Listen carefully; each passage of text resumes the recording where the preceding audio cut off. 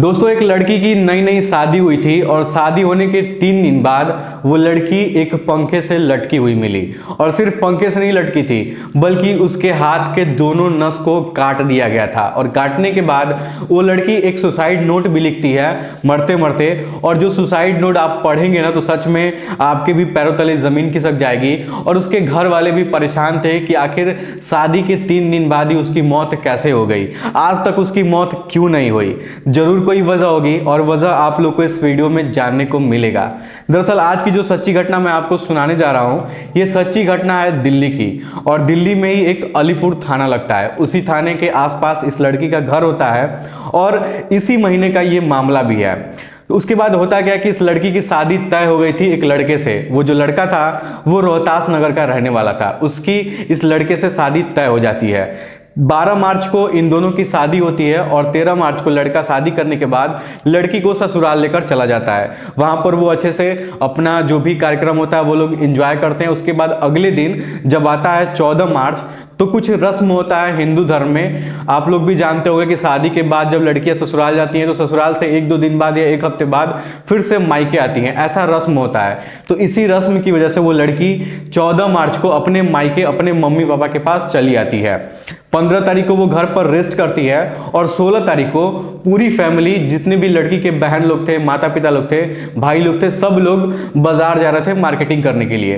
तो इस लड़की से भी कहा जाता है कि तुम भी चलो चलो साथ में, तुम भी कुछ ले लेना, तुम भी कुछ खरीद लेना। तो वो कहती है कि नहीं, मैं नहीं जाऊंगी, मेरा मन नहीं है, मेरी तबीयत थोड़ी सी खराब लग रही है, मैं थोड़ा सा आराम करना चाहती हूँ। और आप लोग को जाना है तो आप लोग चले जाइए और जो भी खरीदना होगा खरीद के आप लोग आराम से आइएगा। तो उसके माता पिता, उसकी बहन फोर्स करती है कि चलो तुम भी साथ में चलोगी तो अच्छा लगेगा। लेकिन वो जाती नहीं है, वो चुपचाप घर पे ही रहती है। उसके बाद इसके माता पिता और बच्चे बच्चे जितने भी घर पे सभी लोग थे, सभी लोग घर से चले जाते हैं। घर पे अब कोई नहीं बचता है, सिर्फ ये अकेले थी। उसके बाद ये अपने रूम में रहती है। रूम में बैठने के बाद जब शाम होती है तो उसकी फैमिली आती है सारा सामान वान खरीद के मार्केट से। तो जब आती है घर पे तो देखती है कि घर के बाहर का जो मेन दरवाजा था वो दरवाजा खुला हुआ था।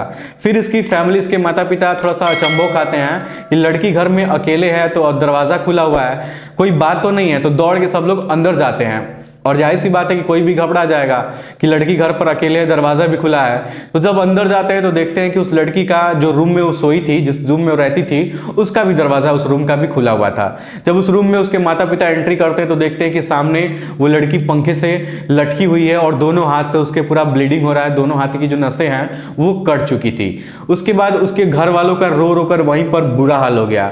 जैसे ही वो चिल्ला चिल्ला कर सब लोग रोने लगते हैं तो आसपास के लोग इकट्ठा हो जाते हैं। और इसी बीच तब तक वहां के आसपास की जो पुलिस थी, अलीपुर थाना की जो पुलिस थी, वहां पे उनको खबर लग जाती है कि हमारे एरिया में कोई खुदकुशी कर लिया है, कोई सुसाइड कर लिया है। कुछ देर बाद पुलिस भी वहां पर पहुंच जाती है। पहुंचने के बाद उस रूम में जाकर अंदर जब जांच पड़ताल करती है, उस बॉडी को देखती है तो उन लोगों को दिखता है कि इस लड़की की दोनों हाथ की नसें कटी हुई थी और जो ब्लेड था, जिस ब्लेड से कटा हुआ था, वो ब्लेड भी ब्लड से सना हुआ था और नीचे ही गिरा हुआ था। इसके बाद जब थोड़ा सा रूम का छानबीन किया जाता है तो पता चलता है कि वो लड़की एक सुसाइड नोट भी लिखी हुई थी।